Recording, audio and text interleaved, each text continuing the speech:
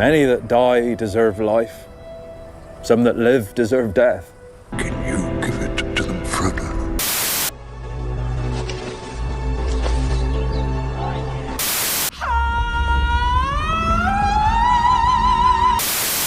I've been feeling very sick as of late. It might be because I took my pills a little too late one day this week, or maybe it's because I had to watch Poppy ask what nobody ate for dinner after they kissed. Well, we're back with another lore critique of the Rings of Power, and I've seen a bit of a pattern arise here. The show is only ever half decent when Sauron or sometimes Elendil is on the scene. Everything else just seems really irrelevant, boring, or just cringe. Today we're talking about season 2 episode 6, and this one is a doozy of sorts. Now, it is time to address the crown in the room here. I mean, just look at it. I don't even think it's big enough to fit on a homunculus, let alone Morgoth. Morgoth's crown. What really happened to Morgoth's crown is way more epic than what the Rings of Power does with it. The Iron Crown was forged by Morgoth in 1495 of the Year of the Trees on his return to Middle-earth in order to hold the 3 Silmarils. He bore it throughout the First Age and would never remove it, although it was a great burden to him. In 466 of the First Age, Luthien cast a spell of sleep upon Morgoth, and as he fell to the ground, the Iron Crown rolled away. Beren retrieved a Silmaril from it using his knife, and he attempted to take a second, but the blade broke, and Morgoth was a little stirred. After Morgoth's defeat by the Valar in the War of Wrath, the other 2 Silmarils were removed from the crown, and the crown was beaten into a collar for his neck. They then threw Morgoth into the timeless void, outside of space and time, and according to the Silmarillion, that's where the remnants of Morgoth's crown remain. So if Morgoth's crown got beaten into a collar and was thrown with him into the timeless void, then how does Adar have it? Another thing to note about the Iron Crown is that it was so big that no mortal man could lift it on their own. If they took into account how massive Morgoth was in Middle-earth, then they should understand. Morgoth's height has been a matter of dispute for many years. However, there are great estimates for how tall Morgoth was. We can judge his height by looking at his fight with Fingolfin. The average human male has a height 4 times the length from the ground to the mid-kneecap. In other words, the ground to the knee is 25% of total height. The ancient elves of Quindi have an average height that is known to be 7.5 feet tall, so 7.5 times 4 equals 30. From this estimate, Morgoth is 30 feet tall, and for a big boy like Morgoth, you need a big boy crown. Heavy medieval crowns are 2 pounds, and Morgoth's was 5 times that in 3D weight, size, and mass. Morgoth's massive iron crown is 2 times 3 divided by 6 to the power of 3, equating to 250 pounds. That's much too heavy for Beren to have lifted it off the ground when he and Luthien stole a Silmaril from it and tried to take his crown too. In the show, they're trying to hint that Sauron and Morgoth use the same crown. But that obviously can't be the case considering how big Morgoth is to Sauron. At his full height, Sauron was 12 feet tall with the ring. However, before the ring, he was 1.2 times less in physical strength. This means Sauron was 10 feet tall during his time with Morgoth before the rings were created. There is more than enough proof here to show that this is a major lore flaw in the Rings of Power. This flaw is actually a really bad one because it doesn't just alter things in the Second Age where the show takes place. It's actually going back in time, hitting that time travel button and just altering everything in the past what already happened. And that's not a good thing. That's a no-no. Now, I wanted to know what you guys thought about Tom Bombadil and the strangers' dynamic between each other because as a critic, I feel like the scenes are pretty stale and they're trying to be funny where it just doesn't quite land. But does Tolkien's Bombadil and Amazon's Bombadil match up? That's what I want to know. According to Tolkien's lore, Tom Bombadil looked like an old man who was taller and heavier than a hobbit, but not quite tall enough for a man. His face was creased and red as a ripe apple, with blue and bright eyes. His hands were brown-skinned and he had thick brown hair and a long brown beard. If you read The Fellowship of the Ring, you would know that Tom lived in a house just outside the eastern edge of the Old Forest by the river Withywindle, together with his wife Goldberry. According to him and to Gandalf as well, he would never leave his country.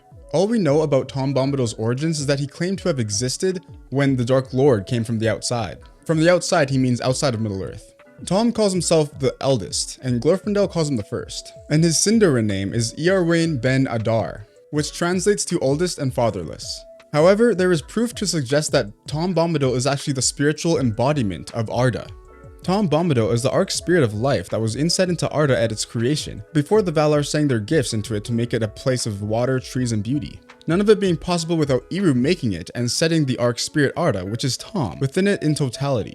This theory is further proved by Tolkien's letter number 192, where he writes, Frodo deserved all honor because he spent every drop of his power of will and body, and that was just sufficient to bring him to the destined point, and no further. Few others, possibly no others of his time, would have got so far. The other powers then took over, the writer of the story, by which I do not mean myself. The person who he's describing here is Eru, And the spirit of Arda is Tom, who is the master of self, free choice, and the awareness of the truth of the Elendil. He is the timeless essence of life in Arda from the beginning, before the Dark Lord or anything else came into Arda. This explains why the trees and all things in nature obey him. It explains why he never leaves his country and never aids the Fellowship or anyone else in their quests. It's because he's an observer of the lands and keeper of the forest he resides in. He can't help anyone in their journeys because that's not his role in Middle-earth. That would be like Jesus showing the Jews undeniable proof that he is the Son of God so that they don't crucify him. He knew that wasn't his place to do so. And Tom also knows that it isn't his place to leave his domain and help the Fellowship because that's not the reason Eru put him there. However, he did help the 4 hobbits by breaking the spell that the Barrow-wights captured them with. But if I go back to the example of Jesus again, he performed miracles all over the place. And that was because he needed to show people he could do these things in order for the Jews to crucify him. Tom helped the hobbits in their time of need, but only when they were still within his country and only when it was necessary for the destruction of the ring to take place. Tom knows all, but never says all he knows because if he did, the quest of the Fellowship would not have carried out like it was supposed to. Okay, so now that I'm done going off on Tom Bombadil and what his role is in Middle-earth and why he's there and whatever, do you really still think that the Rings of Power are doing the right thing by having Tom Bombadil train the stranger? I, for one, absolutely do not think that Tom Bombadil would train a Maiar to become a wizard. Tom Bombadil in the show also tells us that he even trained Sauron when he came to Middle-earth. However, I'm not mad, I'm really just sad. That's all it really is, I'm just sad. I'm really just sad that this is happening to all the biggest IPs in the history of the movies, but whatever. If you really enjoy the show, then that's good for you. Keep enjoying the show. Keep having fun with it. I just wish I could say the same thing. Now, during the scene where Durin the Fourth and Durin the Third are having this kind of scuffle, and Durin the Fourth is trying to take the ring off of Durin the Third because he's trying to like save him from the ring or whatever, Durin the Fourth literally just gets blown away by the ring. So I don't know about that. Now, this one might be in tune with Tolkien's lore depending on a couple things. The Dwarf Lords proved resistant to the malevolent magic of the rings, as they are hard to tame, and the thoughts of their hearts are hidden. The rings, used only for the gaining of wealth, amplified their wearers' natural skill and desire for domination, which as a consequence made them greedy and exceedingly rich. So if Durin III's natural skills were his physical strength, then perhaps he would be able to send someone flying with a wave of his hand. The rings gave them the power to multiply whatever they mined. It is said that thanks to the rings, the 7 hordes were made. But also the rings kindled greed and wrath in the dwarves, bringing evils that in the long term benefited Sauron. 4 of them were swallowed or destroyed by dragons, but Sauron succeeded in finding 2. The last one was worn by Thrain II, but in 2845 of the Second Age, he was imprisoned by Sauron in the dungeons of Dol Guldur. It doesn't really say anywhere in Tolkien's lore that the 7 rings were capable of that kind of power in and of themselves. But I guess it would kind of make sense if it was already one of your core strengths as a person. Even if the rings are portrayed as very dramatic abilities in the show, it doesn't matter that much to me because they're not really sabotaging Tolkien's lore like they are with Tom Bombadil and the Iron Crown.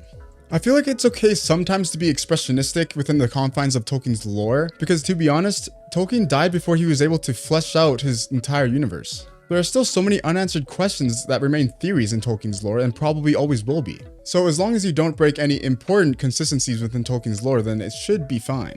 Also, the sea worm that lets Miriel live, other than being a Dune ripoff of the sandworm scene, is purely a concept made up by the show. However, Tolkien did a bit of writing on sea serpents only mentioned in The Lost Road and other writings. And in that book, he refers to them as fish dragons. Now that seems like a pretty big missed opportunity for the Rings of Power, because even if that scene was entirely made up, it would sound way more epic if they called it the fish dragon. Like, what the f is that? Now, what are your thoughts on this episode? Do you like it? Do you hate it? Do you agree with me? Or do you disagree with everything I just said? Swap your thoughts in the comments below, please. If you want to see my thoughts on Season 2, Episode 3 of The Rings of Power, then click right up here, and I will see you on the other side.